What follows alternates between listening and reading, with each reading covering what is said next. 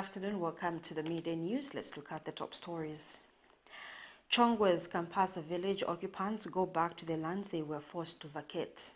Food lovers, market workers in Lusaka demanding unpaid benefits. In international news, African Union sends poor observers to Nigeria. Liverpool wants UEFA to fully and transparently implement report recommendations over Champions League final. We have the details after this message. Hi ladies and gentlemen, I'm Chol. From CHO's Fitness Gym. We're a fully functional gym located along Twin Palm Road in Kablonga, right by Cheshire Homes Society of Zambia. So we have various classes that happen from Monday to Friday. We have aerobics, we have boot camp, we have step aerobics, we have spinning, we have kettlebell classes. They happen from 18 to 19 hours every day, and we are open from 06 until 20 hours. That's Monday to Friday. Then Saturdays 6 to 12, and then Sundays we are closed, and most public holidays we are open 6 to 12. Are you looking for a prime land where to build your dream house? There is a beautiful corner plot, 50 by 47 meters in State Road area. For viewing and purchasing of the same, call SGK Property Company on 0966 610755 or 0762 166018.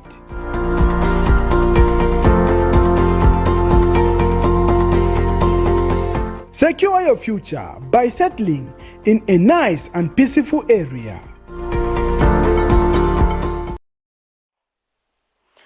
The residents of CHONGWE'S KAMPASA village have started moving back into the land thus they were allegedly forced to vacate from by their Member of Parliament, Sylvia Masebo, as their current space can no longer accommodate them.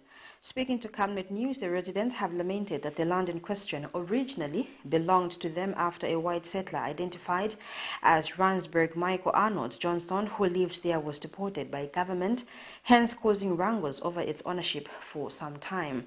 They have alleged that for over 10 years, Ms. Masebo has been conniving with some individuals to claim the land and commercialize it. We have details in this report.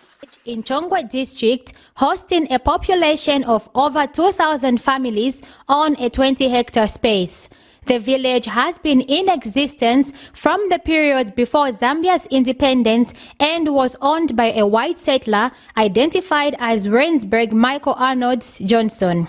However, after the deportation of the then owner, Mr. Arnold Johnson, in 1976, a man identified as Galonia resided on the land and claimed part of it while conducting farming activities as alleged by the residents of KAMPASA village until some years later when he died. They have further explained that with Galonia's son Michael on the land after his father's death, the residents lived together as Michael took over his father's farm, leaving 168 hectares for the residents, which in the periods between 2010 and 2012 is alleged to have been taken away from them by Chongwe Member of Parliament Sylvia Masebo and alleged partner identified as Lictor, whom, as explained by residents, was Michael, Galonia's son's caretaker. Zinankala pano pantawu itali ineneza uchoka pano kuskuru kwenda kasisi nakulira ku area kuno nazimai kapamu gaone konkalamba zone kapasaidi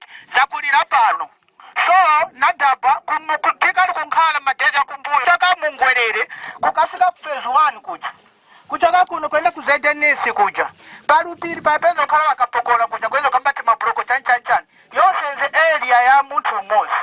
So manje paka mwapato antu akuno nje tinalenga sota na malo winanga ya guli 2012 fika mu 2013 wanatiletera bakapokola kuno ife benango tilala all my leaders balino KAMPASA wanatigwira tinendo kasira 1 week ku police na mafingerprints yathu yali kwamene kuja ulu ni lufyengo roba honorable Sylvia Masebo ndiwo amene anakolesa bakapokola kuno chifuka cho konda ndarama They further alleged that Ms. Masebo ordered officials from the Zambia Wildlife Authority ZAWA to evacuate the settlers from their land, leaving them to squat on their current space with dilapidated structures which can no longer accommodate them, as their population has continued to increase from 450 to over 2,000 families.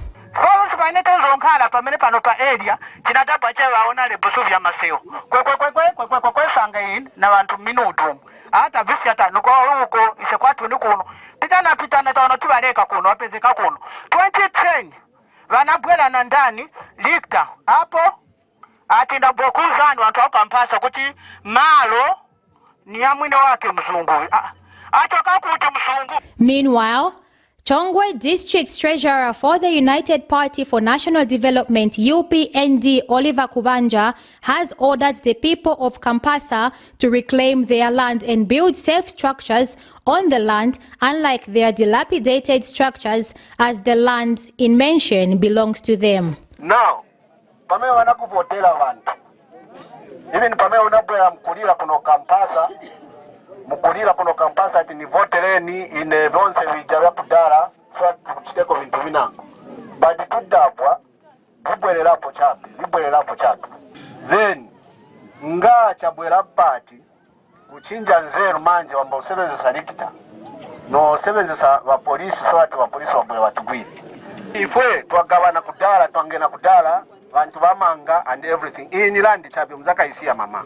Ms. Masebo, however, by broadcast time indicated that she was held up and could not react to the allegations made by the people. Beatrice Chawaya, Camnet News, Chongwe. 11 former employees of one of the major chain store, Food Lovers Market, located at Levy Shopping Mall in Lusaka, demanding benefits from the store, stating that they worked from 2016 until 2022 in December when they resigned, but thus they have been denied any benefits. Speaking to Camnet News, representatives of the group Isaac Daka says the employees are owed varying amounts of money such as 20,000 kwacha, adding that visits to the Ministry of Labour and Social Security have not yielded any desirable results. Meanwhile, Food Lovers Levy Mall representative Shantewata Tayati says the contracts of the employees had no such provision. We have details in this report.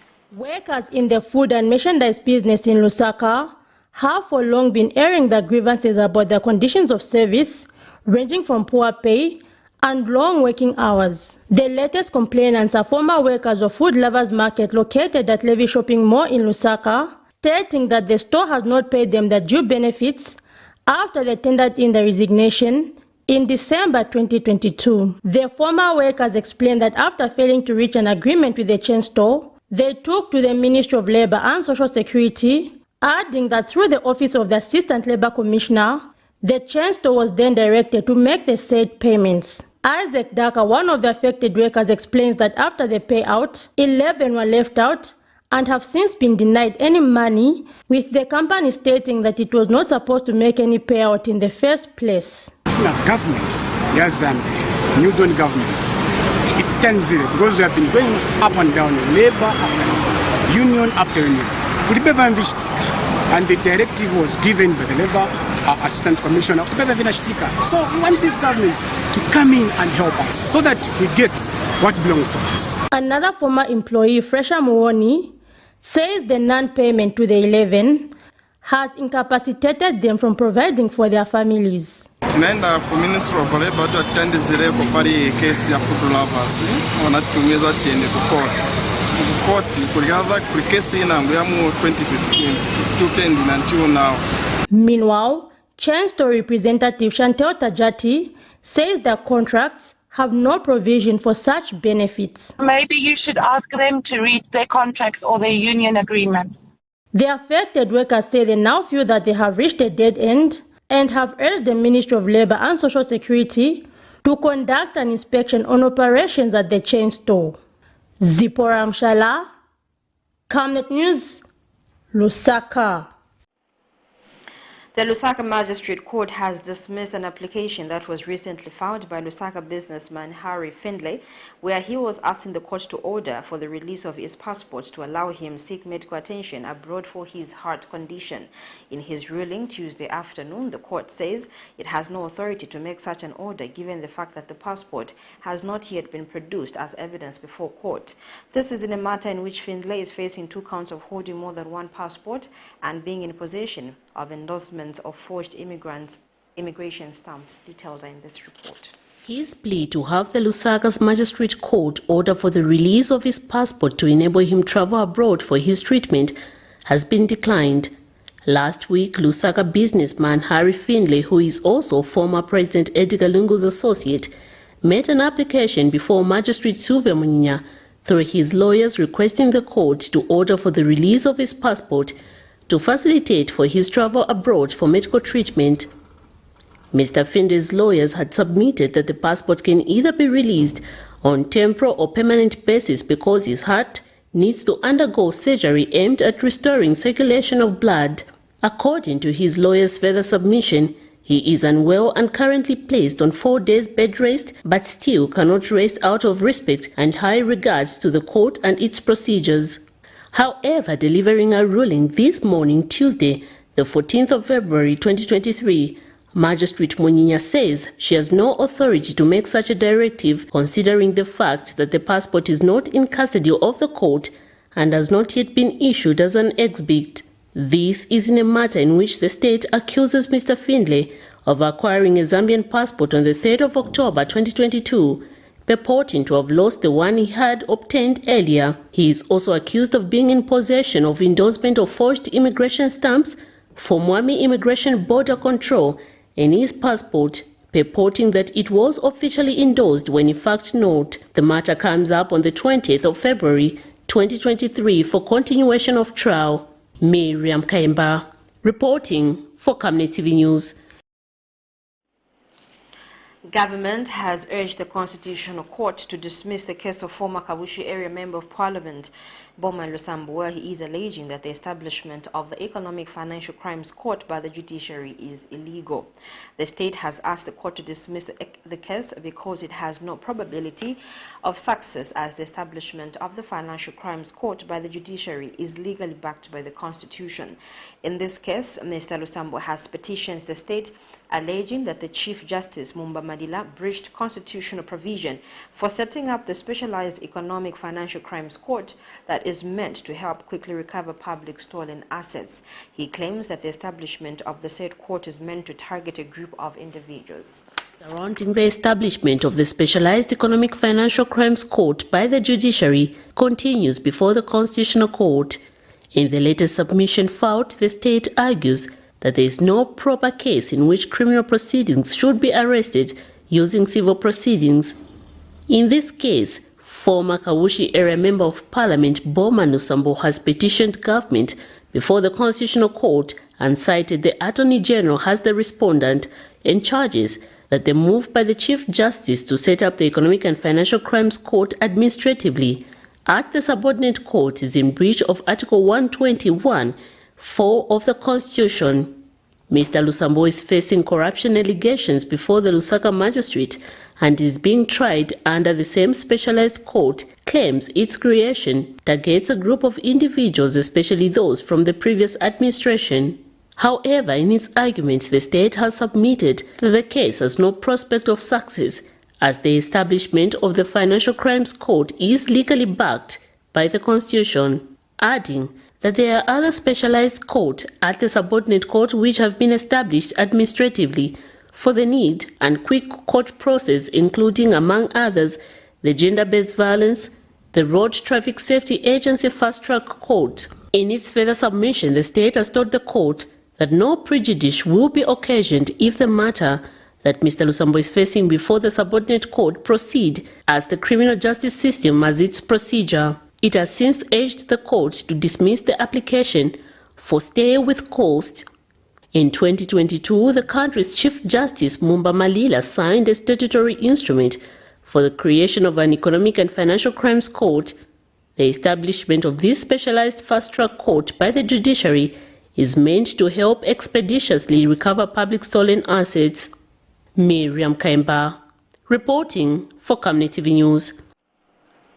And finally, in our news, the African Union Commission announced Tuesday that it will be sending a 90-strong observer mission to Nigeria for this month's elections. Africa's most populous country got to the polls on February 25th, but has been plunged into crisis in the run-up to the vote with dire shortages of cash and fuel.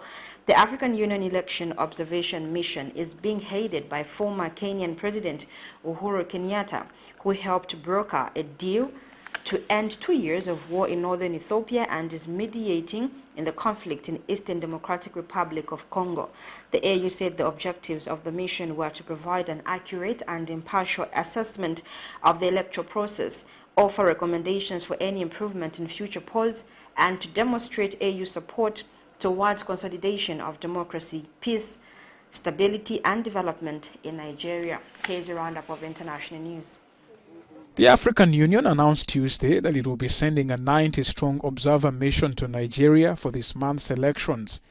Africa's most populous country goes to the polls on February 25th, but has been plunged into a crisis in the run-up to the vote with dire shortages of cash and fuel. Former Kenyan President Uhuru Kenyatta will head the African Union Election Observation Mission. The AU said the objectives of the mission were to provide an accurate and impartial assessment of the electoral process, offer recommendations for any improvement in future polls, and to demonstrate AU support towards the consolidation of democracy, peace, stability, and development in Nigeria. Nearly 100 million people will vote to choose the successor to President Muhammadu Buhari, who steps down after 2 terms as Nigeria struggles with widespread insecurity and economic malaise. People's Development Party's Atiku Abubakar, All Progressives Congress's Bola Tinubu, and Peter Obi of the Labour Party are the presidential frontrunners.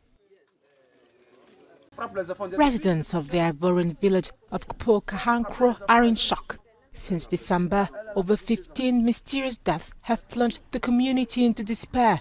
Dorothea lost her granddaughter. Authorities say they found traces of a deadly bacterium on the deceased. There were 2 children in the resuscitation room. At about 2 o'clock, a little girl died. And my little girl died around 3 o'clock. At present, the body is still in the morgue. The burial has not yet taken place. I haven't seen her since that day. We were barred from seeing them. Some are blaming witchcraft and accusing a prominent villager.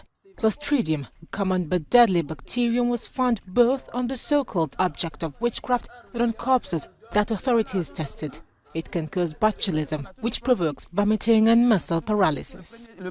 Of course, we're still afraid, because the first series of deaths began on December 2. 6 people were killed. It let up for, let's say, a month, and then it started again.